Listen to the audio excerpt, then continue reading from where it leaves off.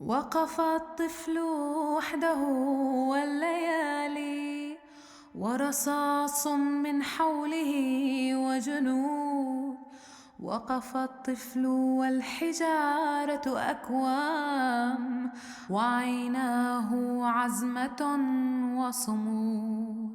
وعيناه عزمة وصمود.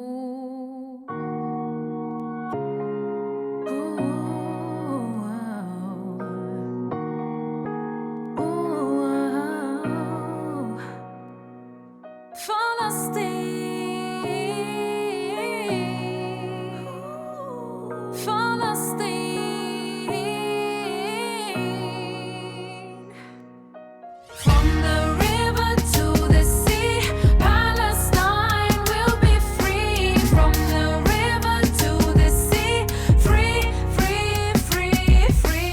If you're on this channel, chances are you're also aware of the genocide that is taking place in Palestine at the hands of the settler colonial entity, armed and funded by the United States. If you're not aware, I encourage you to inform yourselves with some of the links in the description. If you are aware, but continue to make apologies for the bloodthirsty ethno-supremacist apartheid state, I encourage you to go there and defend your twisted, abhorrent worldview with your actions, and likely, in any event, you'll excuse me for the tone of this video being a little less humorous than usual. I hope you'll stick around anyways, and if you can't or don't want to, at the very least, please check out the BDS link in the description. You could have a real, positive impact on the lives of millions of genocide victims by participating in the movement. Thank you for your time. In any event, yes, a genocide is taking place on the scale of the Holocaust. I am not willing to debate that fact. The major difference between the two is that the current Palestinian genocide is being directly aided, abetted, and covered up by the most powerful state in the history of the globe, as well as a handful of European allies, many with their own history of genocide in the recent past. As detestable it is that genocide is a regular occurrence in Western capitalism, it does offer those few among us in the West blueprints for how to take action against the atrocities that our criminal governments are inflicting upon our fellow humans. While we may not be able to utilize a standardized, trained, and equipped military force to end the systematic mass murder of human people the way that the USSR did the Holocaust, there are recent historical examples of apartheid states that have been taken down without the use of any state apparatus at all. Let's look at South Africa,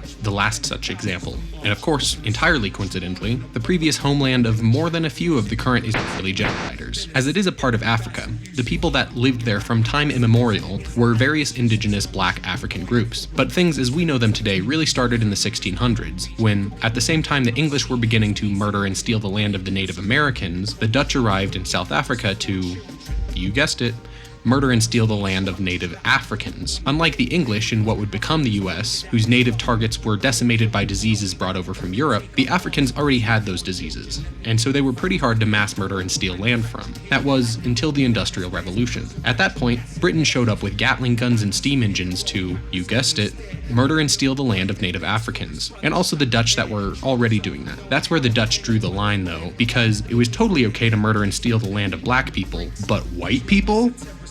Never. Now, the conflicts between the Dutch and the British in South Africa are intensely stupid, and I could not care less about them. So we're just going to skip ahead to the end of World War II and South Africa's independence from Britain. At this point, the whites in South Africa knew that even after centuries of murder, they were still a small minority in that country, and so the only way they could feasibly maintain control over their country was if they banded together against the indigenous black Africans. That's where apartheid came from. Apartheid is actually a Dutch word that means separateness. Interesting. Kind of sounds almost like another word from the US. Segregation. And that's what it was, dividing their society into two racial castes, the white minority ruling caste and the black majority repressed caste. In South Africa though, they also took inspiration from the good old Hitler and his ideological predecessors, the United States. This inspiration came specifically from the settler colonialism that Hitler used in Eastern Europe, and the Americans used on the American Indians in their homelands and beyond. South Africa decided it would be much easier to control the native Africans if they forced them into their own concentration camps. Thus was born the Bantustans, ethnic enclaves within South Africa where all non-whites were forced to move at gunpoint, massively overcrowding them and wholly overwhelming the lack of infrastructure pressure in those fringe territories. This way, South Africa cleared all the black people from the good land that the whites wanted, and they could also revoke South African citizenship for the blacks, meaning they effectively had no rights in the eyes of the South Africans. They were now foreign citizens of their Bantustans, but those Bantustans were wholly controlled by South Africa, down to what was allowed in and out, who was allowed in and out, and what the people within those Bantustans could do, own, or where they could go. From there, the South African government could force native Africans off the land they and their ancestors had lived on for millennia and onto a reservation, before later expanding into that land when the whites decided that they wanted more land, murdering any and all who resisted. This is word for word, down to the exact letter, what Hitler was doing in Eastern Europe, and what the United States did to the native peoples of Turtle Island. And it's exactly what the settler colonial entity has been doing in Palestine since its own independence from the British Empire after World War II. For more in-depth explanations of the exact atrocities, please check out the videos by Best D Marks in the description. So how did apartheid South Africa fall? Well, essentially, the state was only able to withstand the pressure of the native Africans due to external support from Europe and the US. This took the form of funding the state, selling it high-tech arms, and even some boots on the ground in an unofficial capacity. There's a reason far-right manifestos in the US often glorify apartheid South Africa. When this Western aid stopped, the state was no longer able to withstand the pressure of the repressed majority, and it was toppled. In the West Bank are the Bantustans of Palestine. When the settler colonial entity in Palestine was established, it implemented what is called the, quote, two-state solution, though every single word of that is incorrect. Gaza and the West Bank are not states in any sense of the word, as the settler colonial entity controls who and what can enter, what the people inside can do, how they can express themselves, and even takes it one step farther by regularly conducting what they refer to as, quote, mowing the grass operations, where settler colonial troops will randomly raid, injure, murder, and steal from the people within these lands, all while white settlers are constantly moving into Gaza in the West Bank, stealing land and homes at gunpoint, and quote-unquote Arab Israelis are subject to a segregationist apartheid system that relegates them to the fringes of society. They've been referred to as open-air concentration camps. That was, of course, before October 7th, 2024, when some of those concentration camp victims violently attacked a rave that white settlers were having literally within sight of a concentration camp, taking a score or so of hostages. This gave the settler colonial entity, which for a while had been bursting at the seams due to the poor land management, fascistic tendencies, and alienating effects of capitalism and colonialism, the perfect excuse to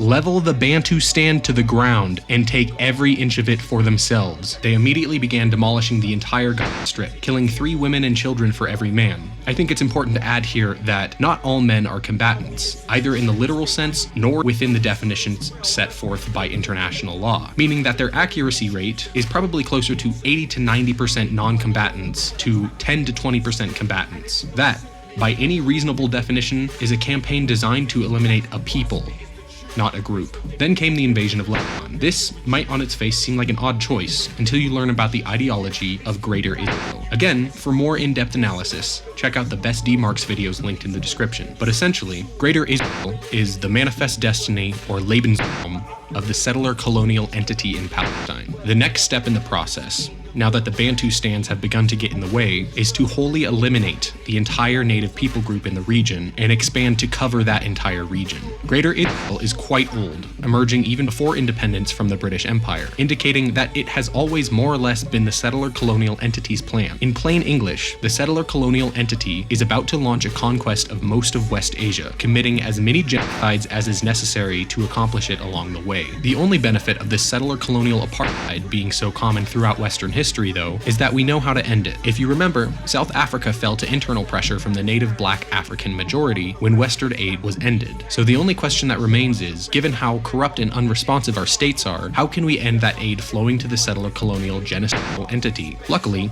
the struggle against apartheid in South Africa gives us some insight on that too. The Boycott, Divest, and Sanction, or BDS campaign, was an internally coordinated mass movement that conducted targeted, coordinated economic warfare against the apartheid state. This took the form of boycotts, which made certain South African sectors unprofitable, meaning the investments that the West was pouring into the country were now no longer profitable, and so the West moved their money elsewhere. It also came in the form of divestment, pressure campaigns on universities, pension funds, and other forms of collective stock entities to remove their money from companies that operate within the apartheid state. Lastly, it was able to coordinate national sanctions movements that were able to get certain countries to make trade with apartheid South Africa illegal. All of this essentially cut apartheid South Africa from global trade, and mostly without the aid of state institutions that were at best neutral and at worst complicit with the apartheid system. So what if I told you that not only was there a BDS movement against the settler colonial entity in Palestine, but that it was already starting to get some results? It's true. In February, the $1.6 trillion sovereign wealth fund of Norway completely divested from the settler colonial entity. The largest Norwegian pension fund also divested $69 million from complicit companies. In April,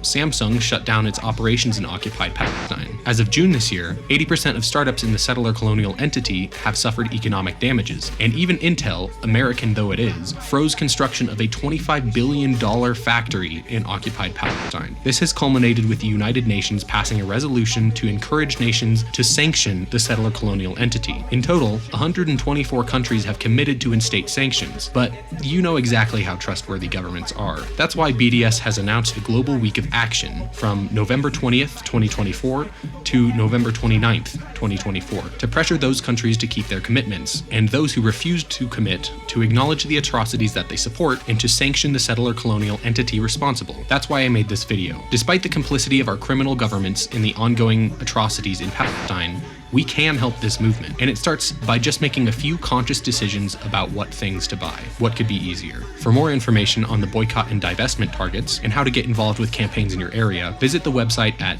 bdsmovement.net or find them on Instagram at bds.movement. Thanks for listening. I hope you get involved, and remember, from the river to the sea, Palestine will be free. Gaza. This is for the child that is searching for an answer. Wish I could take your tears and replace them with laughter. Long live Palestine, long live Gaza.